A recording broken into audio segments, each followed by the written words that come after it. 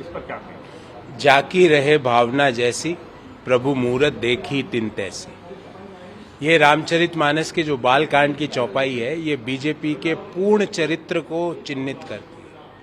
उन्होंने भावना देश को तोड़ने की है, तो जो व्यक्ति देश को जोड़ने का प्रयास करता है उसके लिए झूठ शिरोमणि महिला श्रीमती स्मृति ईरानी जी असत्य बात कहती है। असत्य कहने के बाद माफी भी नहीं मांगती है।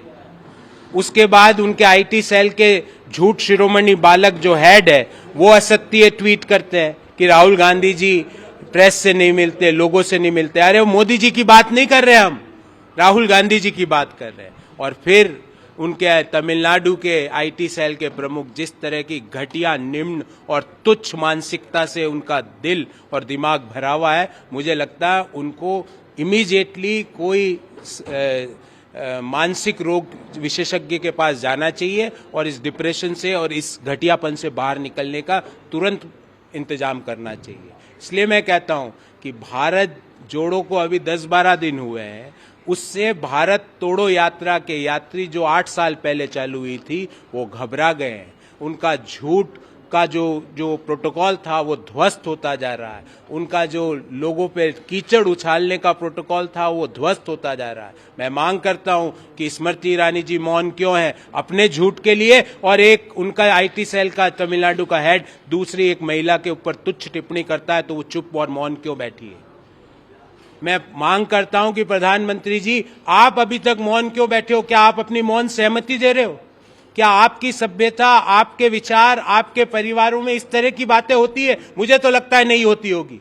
और अगर नहीं होती तो प्रधानमंत्री जी बोलिए, अपना मौन तोड़िए और उस व्यक्ति को तुरंत पार्टी से बाहर निकालिए जिसने इस तरह का घटिया, तुच्छ और निम्न ट्वीट किया, और देश से उसके लिए माफी मांगिए।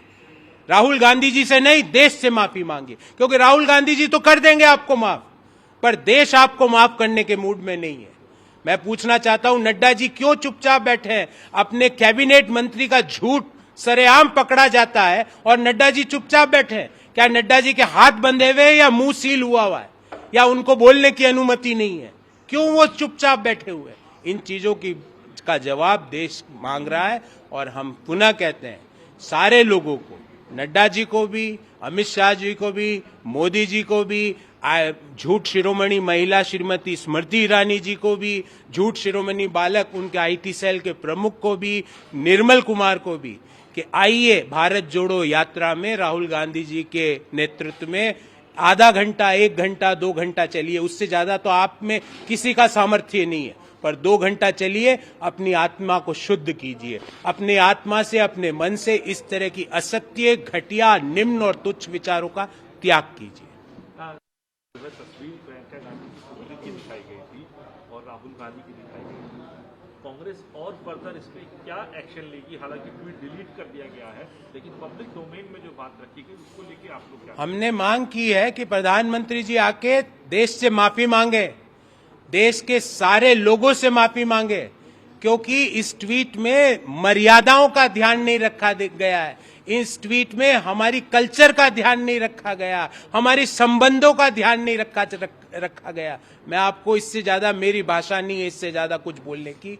ये घटिया, निम्नतम और तुच्छता का प्रतीक है। और मैं आपको पुनः कहता हूं कि इस ट्वीट के जो डायरेक्टर है ना, वो जरूर दिल्ली में बैठे होंगे। इस ट्वीट के एक्टर तमिलनाडु में हो सकते हैं, पर इस ट्वीट के डायरेक्टर दिल्ली में बैठे हुए हैं।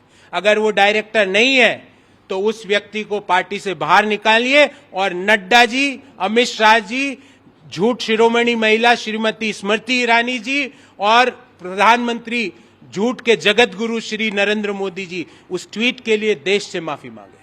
सर, आखिरी सवाल आपसे, मुलाकात करी, समझता है आज उनकी शाम को ज्वाइनिंग भी है, अब बीजेपी का दामन थाम लेंगे वो, और जो पंजाब लोक कांग्रेस उन्होंने बनाई थी उसका भी जो है विलय बीजेपी में हो जाएगा, इस बात की भी खबर है। तो जो हम शुरू से कहते थे उन्होंने आज प्रूव कर दिया।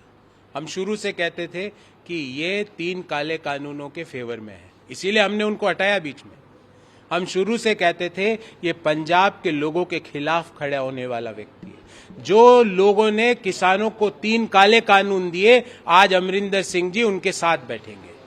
जिन लोगों ने पंजाब के किसानों को खालिस्तानी, ठलुए, कैनेडियन एजेंट, निठल्ले शब्दों का प्रयोग किया, फोकटिए शब्दों का प्रयोग किया, पंजाब के मुख्यमंत्री आज उनके साथ बैठेंगे।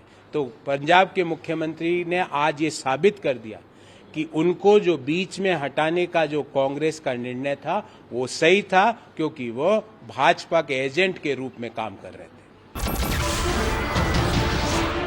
नमस्कार, मैं हूं मानक गुप्ता। अगर आपको हमारा ये वीडियो पसंद आया हो तो इसे लाइक और शेयर जरूर करें, और हां, हमें सब्सक्राइब और फॉलो करना ना भूलें ताकि आप देश और दुनिया की कोई खबर मिस ना करें। तो जुड़े रहिए हमारे साथ और देखते रहिए News 24।